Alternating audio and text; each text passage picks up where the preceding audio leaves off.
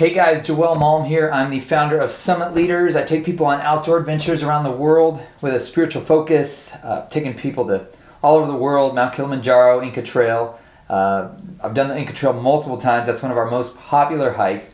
So in this video, I actually want to go over with you some of the most common questions I get asked when it comes to people that I'm going to be taking to the Inca Trail. The first question they ask is, how do I prepare properly for this 4-day 20-plus mile hike? And secondly, what kind of gear do I need to bring? So I'm actually going to go through the exact gear I bring because people are always asking that question. But first, the best exercise you can do is actually hiking, right? But a lot of us don't have access to those kind of hills. So the second best is to get on a Stairmaster. Stairmaster, there's actually thousands of stairs on the Inca Trail, up and down stairs. You're going to be going up and down a lot. They're actually stairs restored from the Inca times, made out of stone, so they're really uneven. You want to be strong on the Stairmaster. The elliptical does not do the same things as Stairmaster. A lot of people are like, well, I do the elliptical.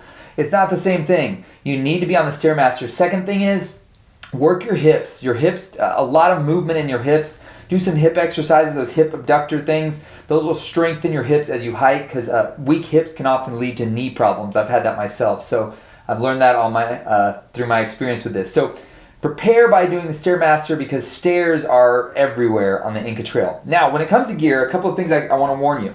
A lot of people I take on trips, these are first-time hikers, and you can get into hiking, you can go into an outdoor store and spend thousands of dollars like that without even thinking about it. So I want to encourage you, don't go out and spend all this money. A lot of this stuff you can borrow from people, a lot of the backpacks and even some of the clothes maybe.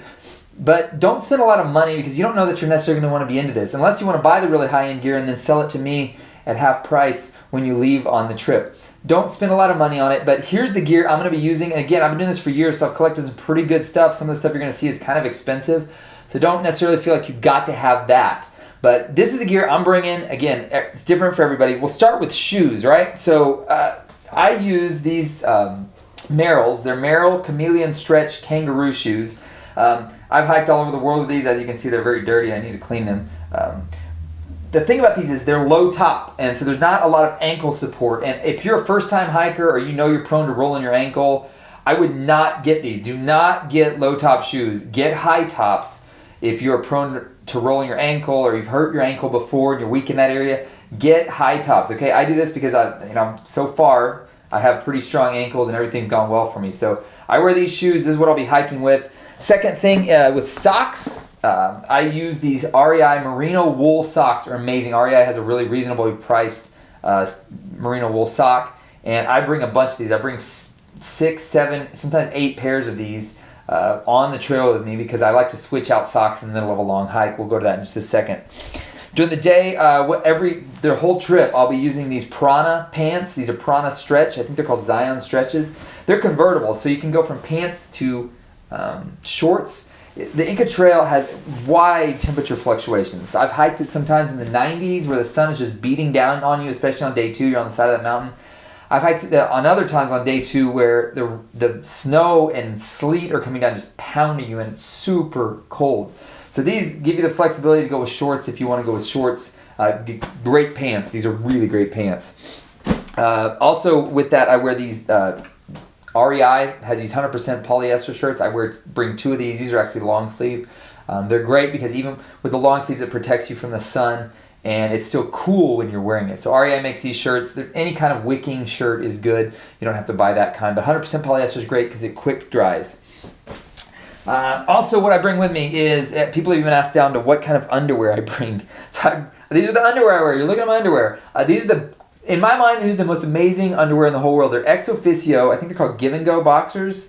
These things dry so quickly. You could actually survive on 2 pairs of these because you wash them at night and they're dry the next morning. So if you bring some soap with you on the trail, a little thing of soap, you can clean these and free up some space for it. Also, very important, I bring this in my day pack, we'll talk about that in a minute, is my rain jacket. I use a Marmot Minimalist rain jacket. It's a pretty pricey little rain jacket. I think it's about $200. You don't need that expensive a rain jacket, but something that's going to keep the rain off of you. You want something that's solid waterproof if you're hiking in that. I also bring rain pants. Some people don't necessarily want those, but rain jacket's really important. Hat is another thing you're going to want to bring. This is my standard, beanie hat. It's warm. It's merino wool as well. I got this from REI as well. I think I got it for $2 or $3 on a closeout.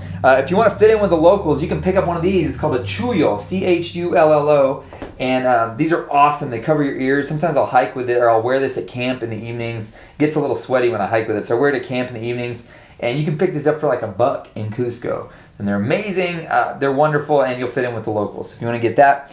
Also, bring with you, some people want to hike in these, some people don't. I usually save them for base camp. These are long underwear, silk long underwear. They keep you nice and warm. I usually sleep in these at night in my tent because they're light, but they're warm enough. And once you get in that goose town, oftentimes in goose town, not always, the less clothes you wear, the warmer it is actually in there. So we'll talk about that in a second a little bit more. That's what I wear in terms of clothing. You're also going to want to bring a hat with you. Bring a hat that's covering your head. A lot of people like to bring the wide brim all the way around. I don't necessarily like those, but they're good because they cover your neck. If you don't have a wide brim, it is super important that you bring sunscreen. The sun at that altitude is not like anything you experience here in North America or in Europe or Canada. You want really solid sunscreen, and I swear by this stuff. It's called Bullfrog, and it's alcohol-based, so you can drink it. I'm just kidding, but it's alcohol-based, so it dries really quick when you put it on. You put a thin layer on. Once you put it on, you cannot sweat this stuff off. You apply it once, it's good all day. Put it around your ears. Ears get really burned up at that altitude. Put it on your neck, put it on your nose. And I don't like the spray stuff, so I actually have to get on Amazon to order this stuff. It's hard to find this stuff anymore. Walmart used to carry it like this, but now all they usually have is spray. So you can get that on Amazon. It's kind of expensive. It's about $10, but it's definitely worth it. One bottle of this should last the whole time. Also, really important, bring sunglasses. The sun at that altitude, like I said, is brutal. I use Bolle polarized glasses, but any kind of glasses will work. You want to bring that. So that's what I'm hiking with. Now, in the day, you're going to want to bring with you a day pack. So the porters will bring all your sleeping gear in a pack. They'll march past you. They'll fly past you carrying all this weight on their shoulders, and you'll feel like a loser. But during the day, you want to bring a day pack. I have hiked with many different backpacks all over the world, and I have settled on this Osprey Manta 28. I've used smaller ones, and then I always regret not having enough space. So the Osprey Manta 28 is what it uses. It has a 3-liter water hydration system in the back. 3 liters is the minimum of what you're going to want to be drinking on this trip. At that altitude, you've got to be drinking tons of water. In mountain climbing, we say if your pee isn't clear and copious, you are dehydrated. Most Americans don't drink enough water in general, so you want to be drinking a ton of water, probably 2 or 3 times. That said, with me all the time, I bring with me in my backpack, in my day pack, I bring my own pump. Now, there's streams all along the first 2 days. The third day, depending on the rainfall, they won't necessarily have streams. But this is an amazing pump. It's not cheap and it's not light. It's the First Need XLE system, and I will have it with me. If you're hiking with me, you don't need to bring your own. You can just stay close to me, and we'll be able to pump at any river we stop at. They'll give you water, the porters will, but they boil it, and I've just had enough experiences living abroad and gotten sick enough times that I only trust this. If it's pumped through this, I have never gotten sick. So I always bring that with me. It brings a little weight, but I love having access to water when I need it. So I don't allow myself to get low on water. So bring your own pump, a filter, if you have one. If you don't, maybe you can borrow one from somebody. Second of all, what I bring with me during the day is I bring my rain gear. So I actually put my rain gear in the backpack. I also put in the backpack an extra pair of socks. I love to change, especially during day 2. When you get up to the top of Dead Woman's Pass there, I like to change out socks. Nice little boost for your feet as you're climbing. Also with me on my day pack, I bring, this is something that's purely kind of plush hiking, but I bring a solar panel thing that hangs on my backpack so I can charge my GoPro battery. I'm actually recording on my GoPro, so I bring my camera with me. You can charge it with that. Bring snacks in your day pack. Anything you need snacks for in the day, especially day 2 is a little long. They usually serve you breakfast, and you don't eat lunch until you get into camp. So it's like 2 o'clock usually when you get there. Also with me, I bring a headlamp. This is a black diamond. It's a 160 lumen headlamp. I have had several times when people are hiking slow, I end up hiking in late with them. We end up hiking into particularly the 3rd camp, the last night, in the dark. So I always bring my headlamp with me. Another thing I always bring with me is medications. You always You always want to have Advil with you. You probably want to bring anti-Imodium, anti-diarrhea type stuff. And also another medication, little insider tip here. If you can get a doctor to prescribe you some sort of like non-over-the-counter sleeping pill, something like an Ambien or Lunesta, it will be really helpful for you, because at night at the camps, you're sore, you're in pain from hiking, you're kind of exhausted, but sometimes your body doesn't want to sleep because there's noise all around you and you're sleeping next to somebody that's snoring. Bring earplugs and get some sort of sleeping medication, and you will sleep like a baby and be ready for every morning on the hike. So again, if you can get some sort of medication like that, it really is helpful for helping you sleep at night. You just don't want to risk being up all night when we got to hike the next day. So you bring that with you. Also, what I bring with me during the day is these hiking poles. Now, here, hiking poles, if you've never used them, you say, oh, what kind of wimp needs hiking poles? These are game changers right here, folks. Hiking poles, these are Leki Makalu hiking poles. These are expensive ones. You don't need to buy them. You can rent them in Cusco for about $25 for the whole trip. But you're definitely going to want these, okay? When you use these correctly, you put your hand up through this, hold them like this. Then not only are they going to make you safer coming down those steps, but going up, if you put them at the right height and stuff, they're actually going to move some of the weight to your arms so that you are not putting so much weight on your legs.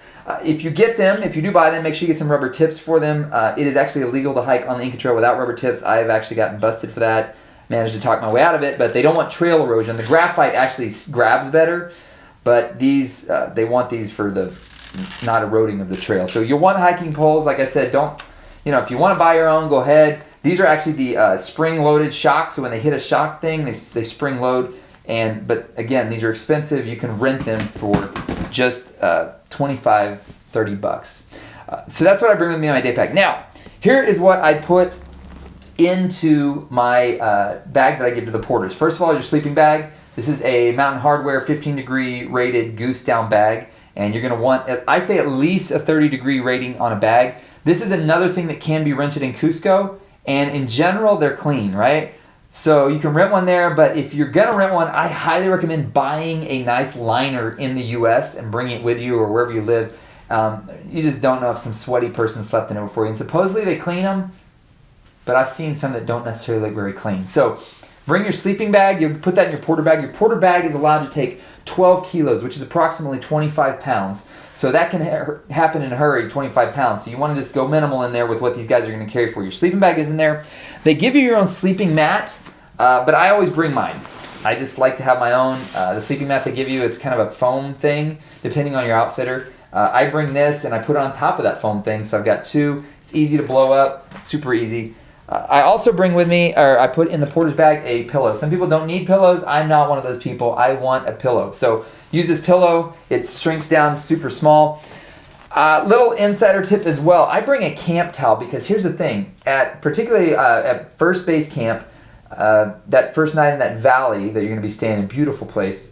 A lot of the camps are managed by different families that actually have gotten smart and brought little showers in, set up showers, and they put a little electric shower in there so the water is actually fairly warm. You just bring some soles with you. Always bring cash with you on the trail so you can tip the porters, but then also for little stuff like that, there's ladies that are selling drinks along the trail those first few days too. After day 2, the dead woman's passed, there's no more drinks, but you can get showers sometimes. And I'm the type that, man, if there's water available to shower in, I'm going to do it whether it's hot or cold. I'll just suck it up. So I bring a little camp towel for that and bring some soap with me. Like I said, day 2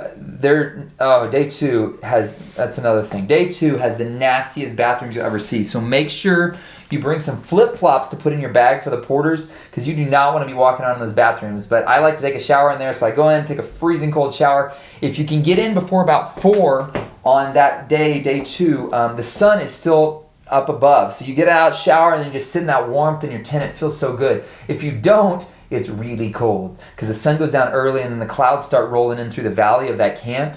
So you want to, anyways, if you can get in before 4 and take a quick shower, you'll feel clean. You got that towel, bring that with you. Like I said, it gets cold in a hurry there. So you're going to want to have another layer of clothing to keep you warm. I also bring gloves for night. These are not super thick gloves. They're just Mountain Hardwear glove liners, but they keep me warm enough while I'm walking around base camp. Also at base camp, you've got your headlamp you're going to need in the evenings. So that's basically what I bring in the porter bag with me. Also highly recommend bringing an extra change of clothes. What's really great is after you do the hike, you hike into Machu Picchu, you go tour it, you go down to Aguascalientes, pay a few soles to one of these hotels, they'll let you take a shower. You can get all clean for your train ride home. We've got a 3-4 hour train ride home, and if we arrive early in that morning and then leave that afternoon on the train. So if you're taking the train home that day, it's super great to feel clean. It's also quite a courtesy to the other people on the train. You won't smell so bad after 4 days on the trail. So bring some soap, stuff like that. You can bring your towels. And other than that, a couple other things you might want to bring, hand sanitizer, things like that. They'll always have soap and water, warm water for you to wash your hands at the camps. But it's really wise to bring that. And also, it's really a good idea to bring a water bottle with you for base camp. I just stick the water bottle. I don't carry it with me. I just stick the water bottle in my porter bag, drained, obviously empty. But then you've got something to drink at nights while you're eating. Or you can also keep it in your tent with you. So when you wake up in the night and you're super thirsty, you can just drink from that.